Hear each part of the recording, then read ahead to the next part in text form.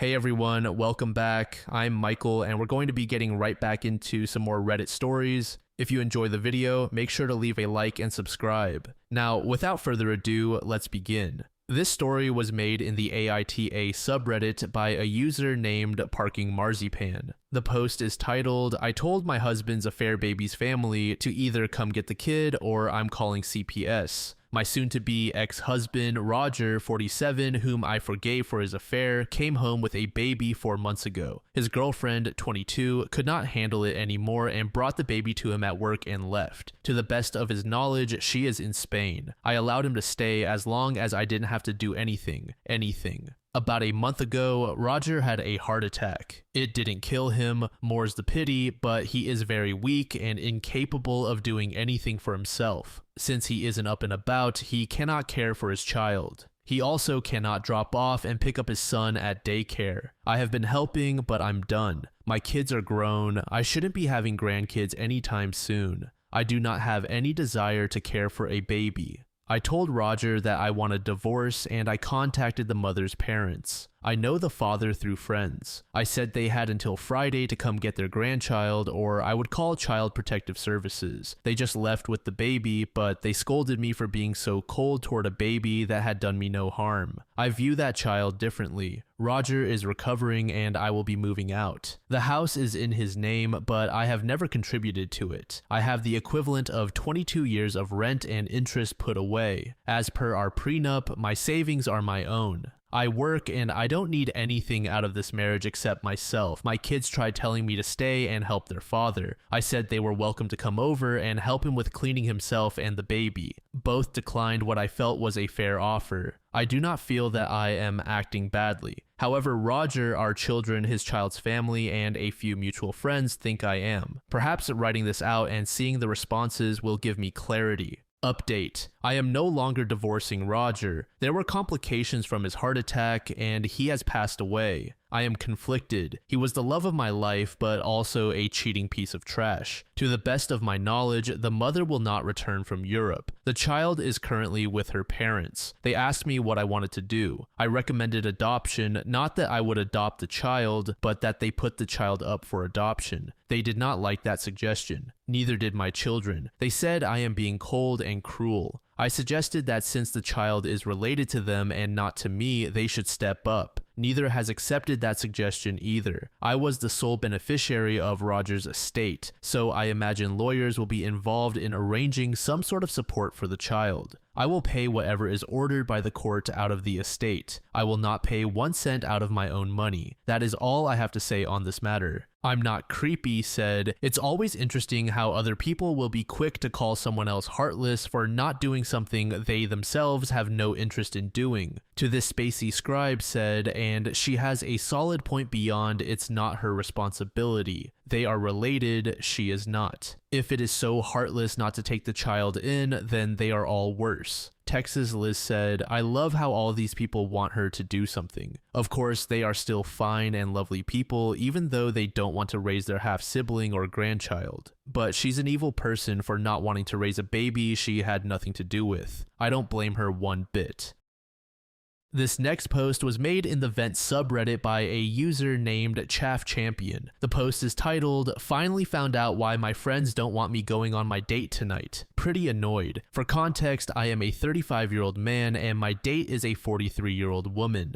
We actually met because she is in a hobby group with my mom, and she encouraged us to go out together. 2 of my friends and their girlfriends did not approve when they found out. At first, it was because she was a few years older than me and because she is a friend of my mom's, but after I pointed out that at our age 8 years is not a big gap and my mom was supportive, they just called it weird and creepy to date her. Eventually, after everyone else I asked seemed confused about the problem like I was, they came clean and admitted they had been talking to my ex who left me a year ago and she had been missing me. My ex is friends with the 2 disapproving girlfriends and they all have been planning to try and get us back together like some kind of trashy romance plot. My ex left me after we were together for a year because she just didn't feel right about our relationship. It hurt like hell at the time, but I have moved on. I have run into her a few times and been polite, but I have no interest in a relationship or even a friendship with her. She is not part of my life anymore, and I'm keeping it that way. My friends made me feel like I was crazy and weird for wanting to go on a date with a woman I get along with, all so they could try and force my ex back into my life. My ex texted me this morning asking if we could meet up and talk, and I told her that I was not interested in anything she had to say and that I would like to keep my distance from her. I'm also putting some distance between my two friends who were playing along with their girlfriend's stupid game. On the plus side, I'm really looking forward to our date tonight. Dinner, drinks, and a walk through town to enjoy the nice weather we are getting. Update. Just got home. Did not expect this much support. Figured I'd let anyone finding this late or checking back in know. The date went very well. I don't think I've ever had a first date go that well, to be honest. A second date has already been planned. I'll be cooking dinner and we'll be watching a few terrible movies we both love. As for my crappy ex-friends, I've already told them we're done being friends. Luckily, they are part of a separate social circle from my main group of friends, so the breakup process there is very easy. My ex tried calling me, so I went ahead and blocked her everywhere I could think of. I'm not letting those idiots ruin an otherwise amazing night. Thanks again for everyone's supportive words. I know I made the right call, but it's nice to be validated, you know? Update 2. Wow, this got a lot more attention than it deserved. I came back to hundreds of messages. People wanted to know about date 2. It went just as well as the first date, I'd say. I made chicken parmesan and she got me my favorite cider to drink. We watched Velocipastor because that movie is truly art at its finest. She's an incredible woman and now we're official, so I get to brag about my awesome girlfriend to anyone who will listen. She's confident, smart, funny, gorgeous, and she knows what she wants. She's very straightforward, which I appreciate. Obviously, it is way too early to tell what the future of this relationship looks like, but for now, I'm happier than I've been in a very long time. Also, my mom is being smug as hell and teasing me relentlessly, but my girlfriend is getting it even worse because mom and the girls from the hobby club are all ganging up on her. It's all in good fun. I just think they haven't had much new relationship gossip in a while. My ex, her friends, and my two ex-friends seem to have accepted the breakup, and I don't expect them to show up knocking on my door demanding we hang out or anything like a few people suspected. With those friends out of my life, I'm no longer likely to even run into my ex, as I only ever saw her when hanging out with those particular friends. I might see her at the store, but even that's unlikely because I go at odd hours to do my shopping. That's it. No big drama. I'm happy, my girlfriend is happy, family and friends are happy, life is good. Thank you for listening to me talk about my love life on the tail end of a post I wrote just to work off some steam. Finry is real said, imagine being those friends. Imagine meddling with your friend's life because their ex, who walked away, wants to undump them. Marie Contrary said, I just want to point out that this is a shining example of a very appropriate age gap. Both parties are independent adults at comparable life stages. They both seem to have a good sense of what they are looking for in a partner, and there is no power imbalance. To this squirrel girl said, yep, the only thing that could maybe be an issue is that she is friends with his mom, and that could be awkward regardless of how things go. Even then, everyone seems down to earth, so it does not seem like it is anything problematic.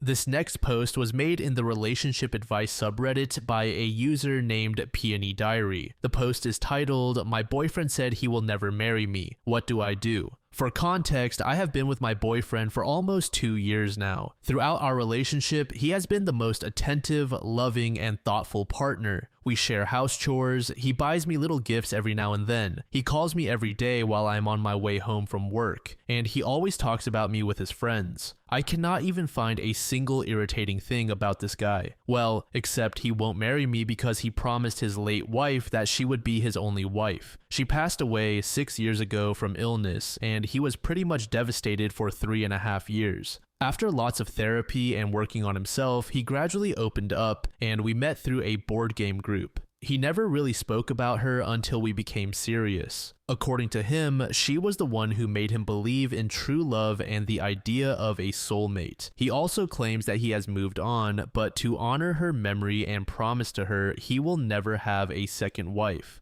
After we discussed this, he has never mentioned her again.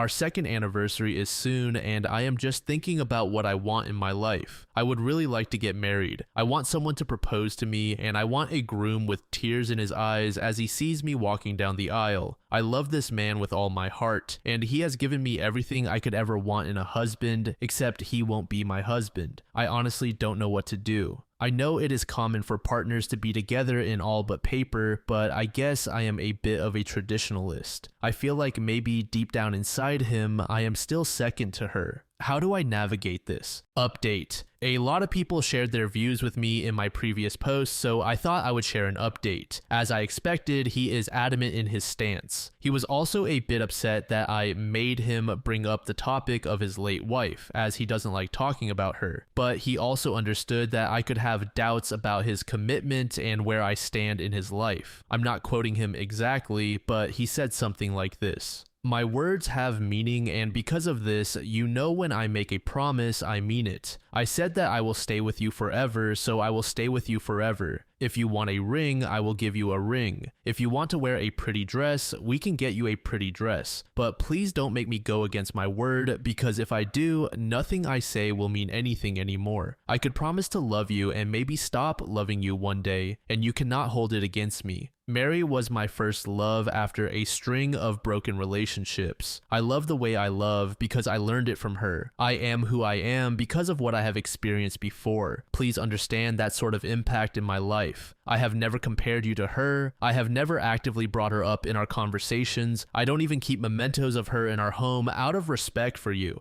So why do you question my commitment toward you? I honestly don't know how to respond to that. My mind went completely blank and I felt like an idiot. I bawled my eyes out and he just comforted me. We live in a country where de facto partners have the same legal rights as married couples, so I wasn't worried about those issues. I guess I just really needed to hear him affirm his feelings toward me. Those who commented that I merely want a wedding could be right as well. Maybe what I wanted was just the grandiosity of a wedding, so that's something I have to think about. Also, I won't lie that I was extremely jealous of his late wife. Resentment for her is definitely something I should also think about. Someone suggested couples therapy, but I think the one who actually needs therapy is me. But yeah, that's about it. I'm probably staying because I know he loves me and I do love him. Lots of introspection for myself from here on. Thank you everyone for your kind comments and suggestions. I hope you have a lovely day. Grumpy G said he does not want to marry her and he does not want children. She wants to marry and maybe have children. She will regret it and then she will resent him.